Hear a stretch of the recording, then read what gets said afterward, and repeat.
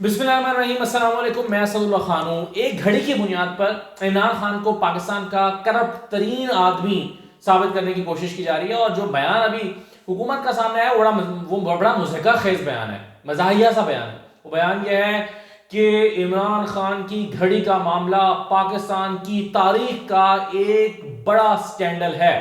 ये जुमला हुकूमत की तरफ से कोट हुआ है। हुकूमत ने कहा है कि जी ये जो घड़ी का मामला है ये पाकिस्तान की तारीख का एक बहुत बड़ा स्कैंडल है, बहुत बड़ा स्कैंडल है। इससे पहले जितने स्कैंडल है वो छोटे छोटे स्कैंडल थे। 16 अरब रुपए की मनी लॉन्ड्रिंग का मामला छोटा सा मामला था। नैप में जो मनी लॉन्ड्रिंग का केस चल रहा है वो भी एक छोटा मामला था। इसके अलावा जो जरदारी साहब की गाड़ियों का मामला था वो भी छोटा सा मामला था। वो जो हार का मामला था वो भी छोटा सा मामला था। ये एक बड़ा स्कैंडल है पाकिस्तान की तारीख का।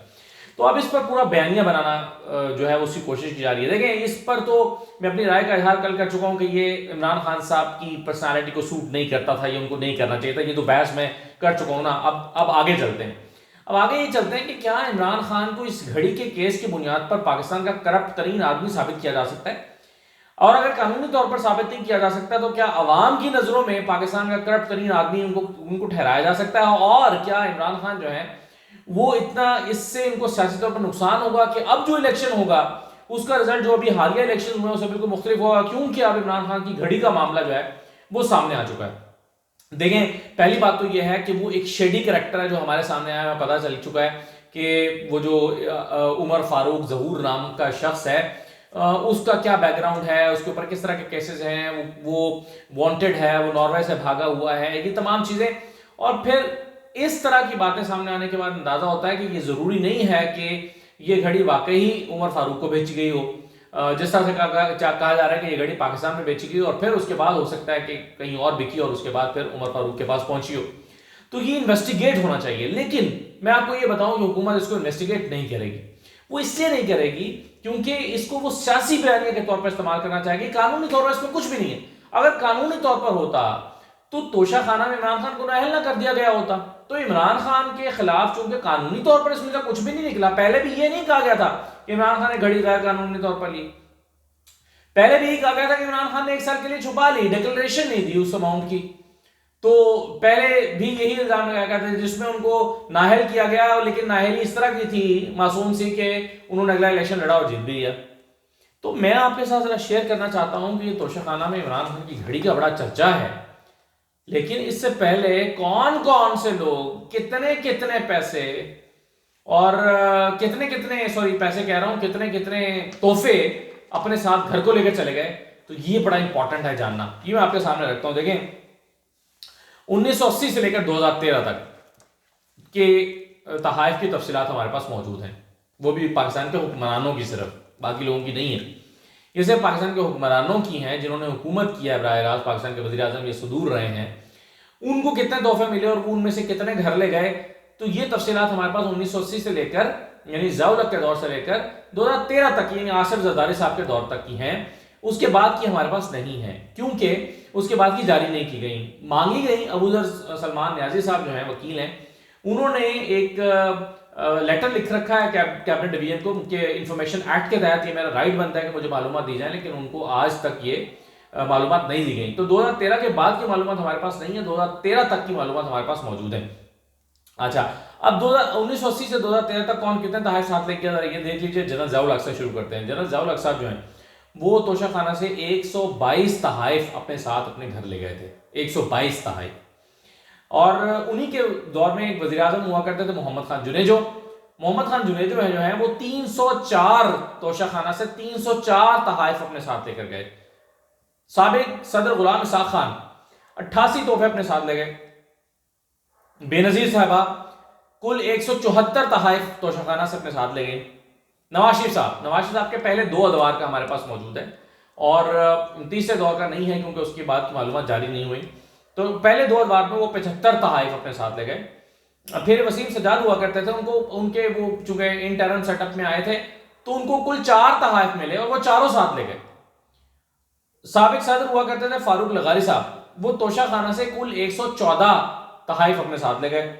साबिक सदर रफीक तारड़ साहब जो है तोशा खाना से 73 तहाइफ साथ ले गए।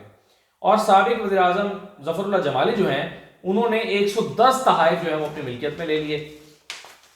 अच्छा, चौधरी शुजात साहब, वो भी तीन महीने के लिए वज़ीर-ए-आज़म बने थे या 2 महीने के लिए, कुछ इस तरह से।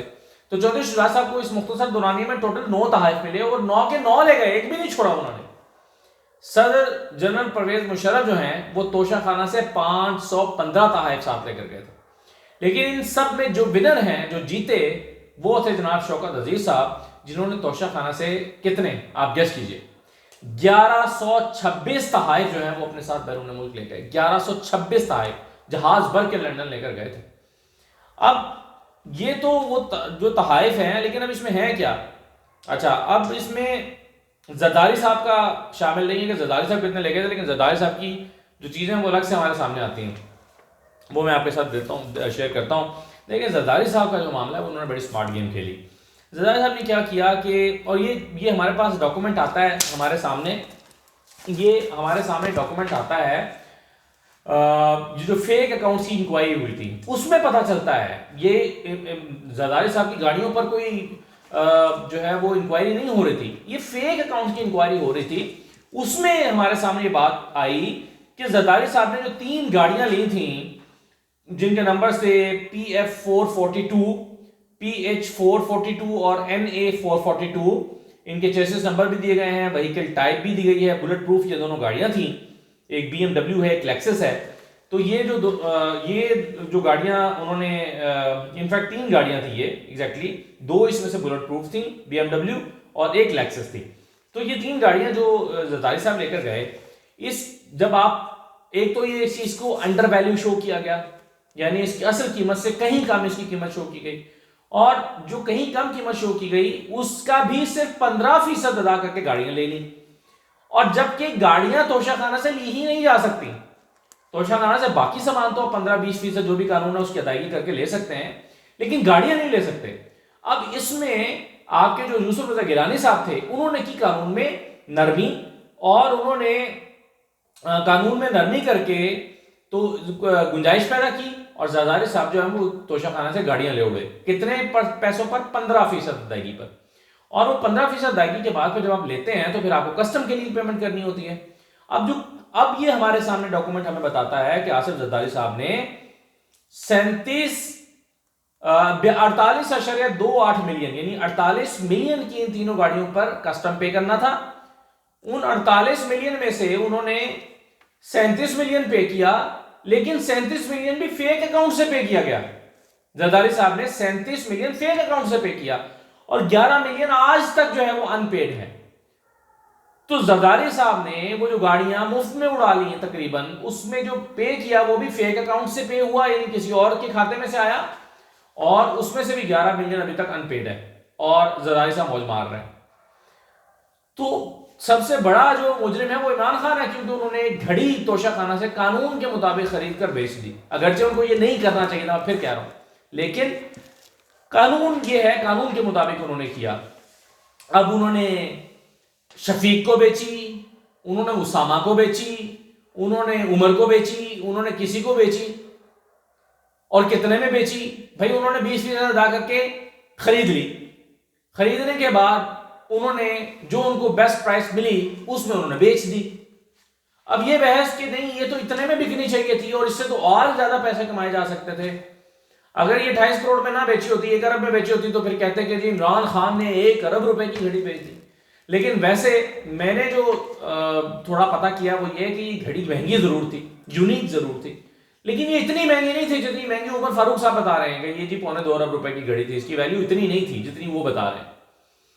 तो ये जो है वो, अब सवाल ये पैदा होता है कि जरदारी साहब की ये गाड़ियां और ये जो हमारे साबिक सदूर और हमारे जो वज़राए आज़म तहाइफ ले गए, तो इनसे आज तक किसी ने नहीं पूछा कि भाईजान ये जो 515 तोहफे, 1175 तोहफे और ये 325 तोहफे ये जो आप ले गए हैं, ये किसकी मिल्कियत है और ये किसके? तो सवाल ये है कि हुकूमत क्या इसकी इंक्वायरी कराना चाहेगी? मेरा ख्याल नहीं कराना चाहेगी। क्यों? इसलिए नहीं कराना चाहेगी क्योंकि वो चाहेगी कि इसको एक पॉलिटिकल स्टंट के तौर पर खेलती रहे और इसको एक सियासी मामला बनाकर पॉइंट स्कोरिंग करती रहे। तो मरियम साहब ने कहा अगर सीधे दिखाओ, ये बताओ किसको भेजी, कितने की भेजी। सुभान अल्लाह, पूछ कौन रहा है? वो जो मनी लॉन्ड्रिंग जिनकी प्रॉपर्टी यहाँ पे लंदन में, तो क्या पाकिस्तान में भी कोई प्रॉपर्टी नहीं है, और जिन पर अरबों रुपए के मनी लॉन्ड्रिंग के केस इनके ख़ानदान पर हैं, और आज तक वो तो आपने रसीदें नहीं दिखाई कि 16 अरब रुपए की जो मनी लॉन्ड्रिंग हुई, और 14 जो कम इनकम वाले मुलाजमीन थे उनके 28 अकाउंट्स में आपने 16 अरब रुपए डाले, उसका तो आपने हिसाब नहीं दिया। इमरान खान से आप घड़ी का हिसाब मांग रहे हैं, मांगे, मगर अपना हिसाब भी सब दें। तो इमरान खान को कानूनी तौर पर मेरा ख्याल है कोई नुकसान नहीं पहुंचाया जा सकता, लेकिन क्या सियासी तौर पर पहुंचाया जा सकता है, ये वक्त साबित करेगा। इजाज़त दीजिए, अल्लाह हाफ़िज़।